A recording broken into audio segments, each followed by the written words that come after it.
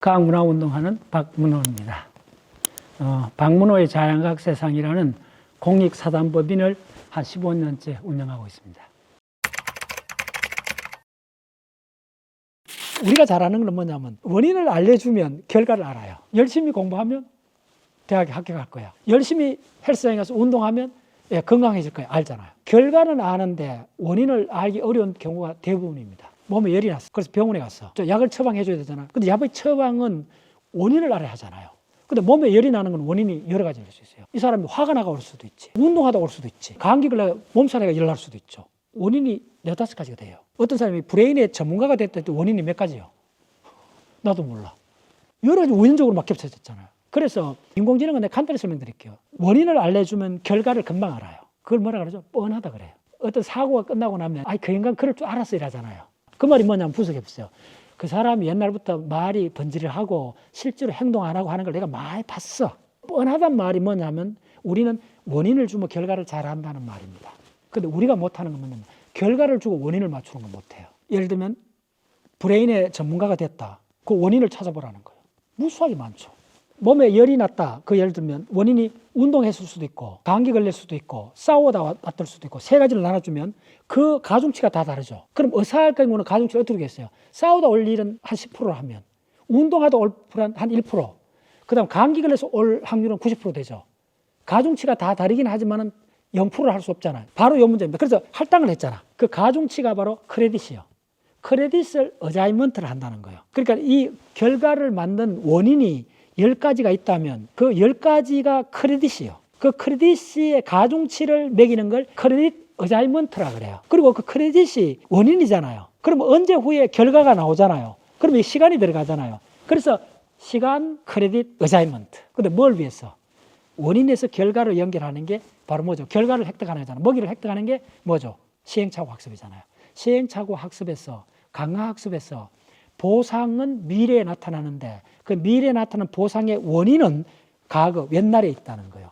옛날에 있는데 한 개가 아니고 여러 가지가 있는데 시간상으로 옛날에 있는 그 원인의 가중치를 매기는 과정이 인공지능 설계하는 데서 가장 어려운 문제였다는 거예요.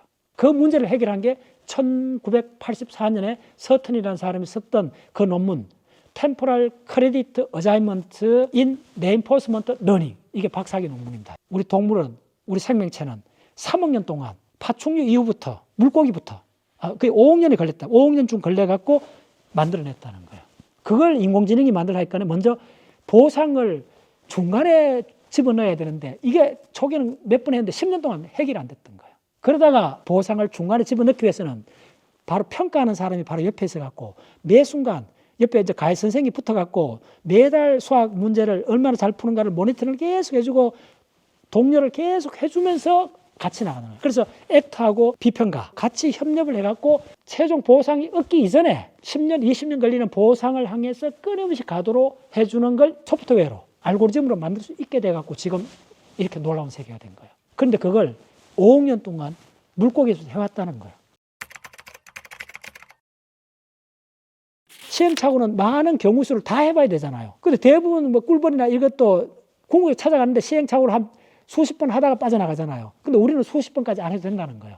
왜 그러냐면 맥락을 알기 때문에. 그 맥락을 안다는 말이 뭐냐 하면 우리가 어떤 행동을 하면 함부로 하지 않는다는 거예요. 어떤 장소가 지정되면 그 장소에 걸맞는 몇 가지 밖에 안 한다는 거예요. 그러면 내가 어떤 행동을 하는 그 장소하고 그 장소에서 어떤 행동을 하는 그걸 시간상으로 쭉 연결을 해보면 맥락이 드러나잖아요. 그 맥락이 드러나면 바로 다음에 내가 앞으로 어떤 행동을 할 건가는 내가 어느 장소를 많이 들어가는 거를 통계적으로 내보면 된다는 거예요. 그 말이 무슨 말이냐 하면 바로 나의 행동을 모델링하면 나의 앞으로의 행동을 예측할 수 있다는 거예요. 자, 그래서 지금까지는 이제 바로 첫 번째 탐색에 대한 큰 덩어리, 그 다음에 시행착오에 대한 두 번째 덩어리. 시행착오가 경우의 수가 무한대로 많은데 이런 방법을 통해서 극단적으로 줄였고 많은 시행착오를 하고 에너지를 만들고 위험하지만은 왜 이게 5억 년 동안 지나고 그렇게 중요하냐 하면 이거는 가장 중요한 장점이 뭐라 그랬어요? 시간이 거의 안 든다는 거예요.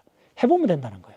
위험하지만 해보면 된다는 거예요. 그 다음에 이제 DNA 피질, 이 비밀을 이야기했잖아요. 이 가장 미스터리는 뭐냐 하면 DNA 피질의 이 신문지만 하는 게 구조가 단일하다는 거예요. 구조가 딱 하나라는 거예요. 그럼 하나의 구조 같으면 기능이 하나밖에 안 나온다는 거예요. 근데 우리가 보는 거는 보고 느끼고 감각이 있고 운동이 있고 그다음 상상 있고 기억 있고 온갖 이렇게 다양한 수십 가지 있는 이걸 다 따라가면 기능이 구조가 수십 가지가 돼야 되는데 봤더니 구조가 하나밖에 없다는 거예요. 그 말은 뭐냐면 단순하게 바로 구조가 하나면 기능도 하나라고 보면 된다는 거예요. 그 하나의 기능이 뭐냐? 뭐든지 대리로 한다는 거예요. 집적 안 해보고 지도로 갖고 하고 집적 안 해보고 글로 써갖고 편지를 보내가 되고 집적 안 하고 타인의 얼굴 표정을 보면 되고 집적 안 하고 말로서 하면 되고 집적 안 하면 사기치면 되고 집적 안 하고 뭘 하면 되죠? 갔다고 만족하면 되고 집적 안 하고 그냥 포기하면 되고 다 뭐죠? 가장 중요한 장점은 무제한적으로 할 수 있다는 거예요. 두 번째 장점은 거의 에너지가 많이 안 든다는 거예요. 위험하냐? 하나도 위험하지 않죠. 자, 내가 어떤 사람을 마음속으로 막 굉장히 미워하고 해코지를 해도 내가 감옥에 안 가잖아요. 내가 아무리 흉악한 생각을 마음대로 해도 되잖아요. 무제한적으로 위험하지 않고 무제한적으로 할 수 있고 에너지도 거의 많이 안 들고 장점만 있는데 결정적 단점이 딱 하나 있다는 거예요. 뭐죠? 시간이 든다는 거예요. 시간이 들면 어떻게 하죠? 아프리카 사바나를 하면 바깥에 어슬렁거려 보세요. 하루는 못 버틸 거예요. 그냥 찾아가서 냅딱 잡아먹을 거예요. 화살이 막 날아가는데 총알이 막 오는데 자동차 핸들 돌려야 되는데 우리가 살아가는 실제 환경은 초 단위로 내가 모든 반응을 해야 되는데 그래서 바로 빠른 속도가 결정적이기 때문에 시행착오라는 걸 5억 년 동안 진화하였고 지금 우리가 인간이 하는 학습도 거의 90%가 시행착오 학습이라는 거예요. 가장 위대한 건 시행착오예요. 그리고 그 위에 숟가락 하나 더 옮긴 게 대리 시행착오예요. 대리 시행착오를 우리의 생각이라고 그래요. 그럼 대리 시행착오는 보거나 듣거나 느끼고 모든 걸 딱 한마디로 이야기하면 예측한다는 거예요. 예측하는 그걸 모으면 개념이고 펼치면 예측이고 그걸 브레인 과학자가 뭐냐 모델을 만든다는 거예요. 세계에 대한 모델을 만든다는 거예요. 그래서 우리가 학습은 진화 관점에서 또 크게 세 가지로 볼 수 있어요. 학습에 내가 맨 처음에 전기가 뭐랬어요? 감정가를 내부 상태에 따라 바꾸는 거. 우리가 장난감이든 갖고 놀다 보면 실증이 나잖아요. 실증이 난다는 게 뭐예요? 감정가를 바꾼 거예요. 모든 학습은 처음에 좋아해갖고 하다가 실증 나면 안 하다가 다시 또 좋아하고 이런 과정으로 번복이 돼 있어요. 감정가를 바꾸는 게 학습의 데피니션. 두 번째 데피니션이 뭐냐면 학습은 세 종류밖에 없어요. 생물학적으로. 첫 번째 학습이 반사학습. 두 번째 학습이 보상학습. 세 번째 학습이 세계학습. 자, 반사가 학습이냐? 학습이에요. 자, 우리 어릴 때 그 삼촌들이나 형들이 직구좀 어떻게 하는지 알아요? 뜨거운데 갓난 애들 탁 대게 해보잖아요. 고추장 것도 딱 먹여보잖아요. 그럼 앙 울잖아요, 애들. 조카가 깍 울면 막 그렇게 하면 애들이 이제 그다음부터는 함부로 음식을 입에 안 넣잖아요. 그게 뭐죠? 반사잖아요. 뜨거운 거 이렇게 하잖아요. 한번 뜨거운 데 보이면 그다음 하잖아요. 그래서 우리나라 속담에 자라보고 놀란 가슴 소뚜껑 보고 놀란다 그러잖아요. 그게 학습입니다. 당해봐야 한다는 거예요. 반사적으로 척추신경을 중심으로 초단위로 매 순간 일어나는 게 반사학습입니다. 자, 두 번째 학습은 뭐냐면 보상학습이에요. 그 보상학습의 다른 이름이 시행착오학습. 보상학습에 우리가 실제로 우리가 브레인이 도파민이 나와야 보상학습 하잖아요. 도파민이 나오는 게 보상에 대한 시그널이 아니고 보상은 뭐예요?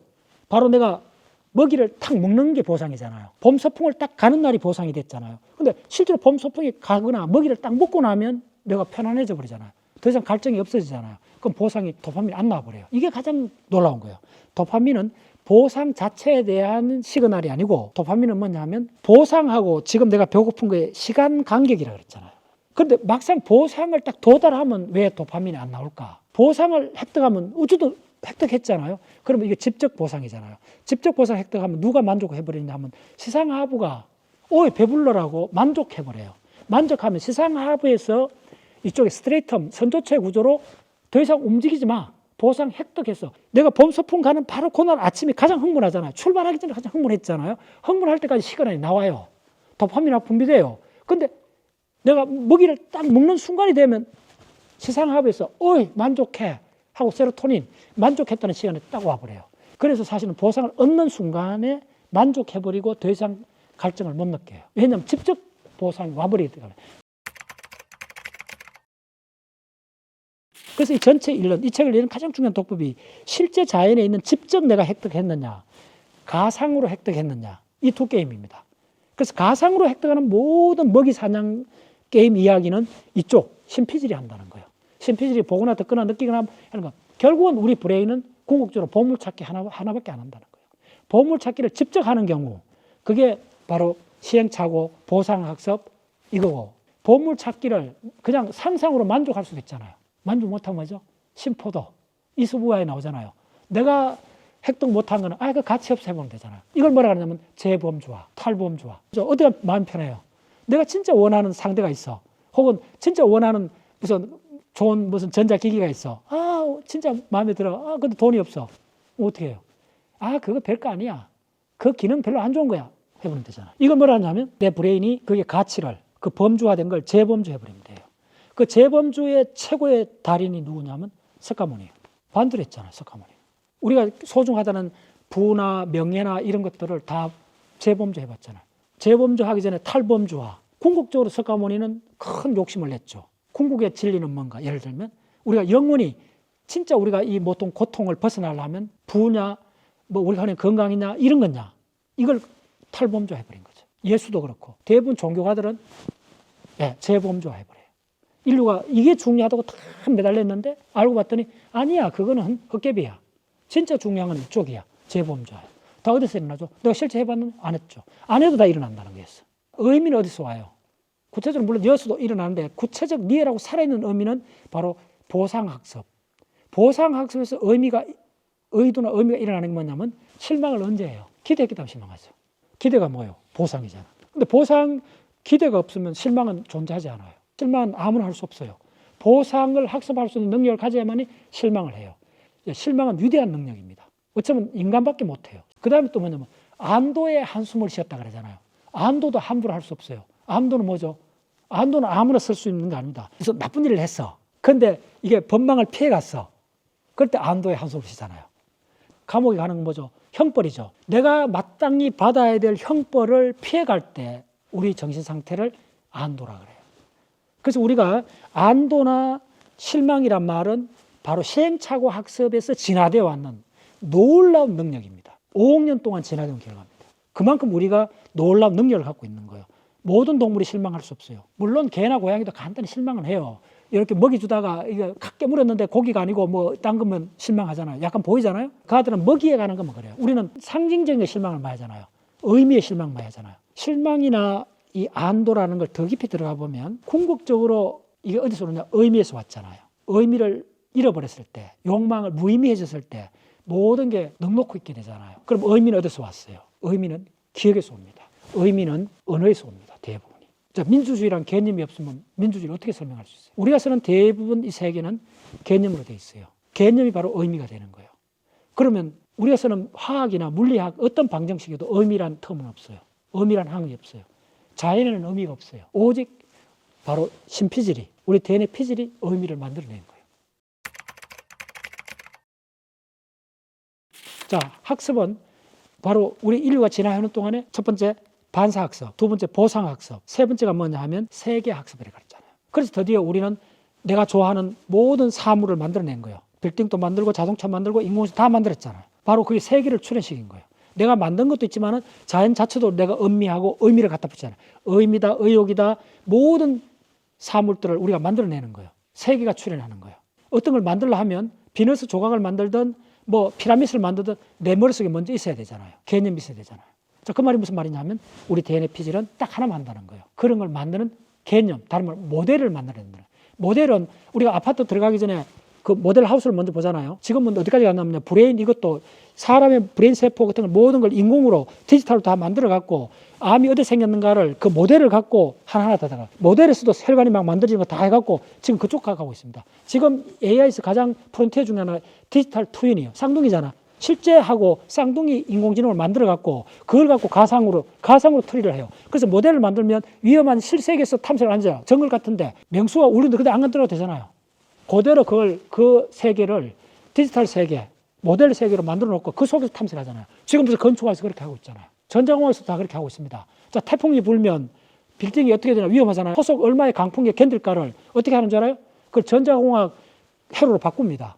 그게 바로 모델이에요. 그럼 전자공학 회로는 계산이 많이 돼 있잖아요. 딱 주파수 딱 계산하면 이 강풍 속도가 얼마까지 이 건물이 견디나 다 계산돼 나와요. 이게 모델입니다. 모델은 실제가 아니잖아요. 실제가 아닌데 탐색을 하잖아요. 안정도 모든 계산할 수 있잖아요. 바로 우리가 우주까지 된 거는 모델을 통해서 실제 세계를 탐색하는 거고 모델을 통해서 트리 구조를 탐색하게 되는 단계까지 온 거예요. 인류의 지금 그러니까 학습은 세 가지인 거예요. 탐색, 시행착오, 모델, 그걸 가상세계. 그래서 신피질이 하는 거는 바로 상상이라는 가상세계를 만들어냈다는 거예요. 그런데 우리는 동시에 사실은 더 중요한 거죠. 실제로 하고 있잖아요. 보상학습, 강화학습, 시행착오 학습을 있잖아요. 그게 90% 그랬잖아요. 그래서 마무리해드리면 우리는 어떻게 해야 되느냐면 행동하면서 상상하라. 상상하면서 행동하는 존재가 되라. 이게 5억 년 동안 물고기에서 진화되어 오는 우리가 이 행성 지구에서 어떻게 살아야 되는가의 답이 상상하면서 행동하라. 이 두 가지를 동시에 하라. 어느 쪽 하나 쪽에 매몰되면 안 된다. 상상만 하면 시간이 든다. 위험할 때는 적각하라.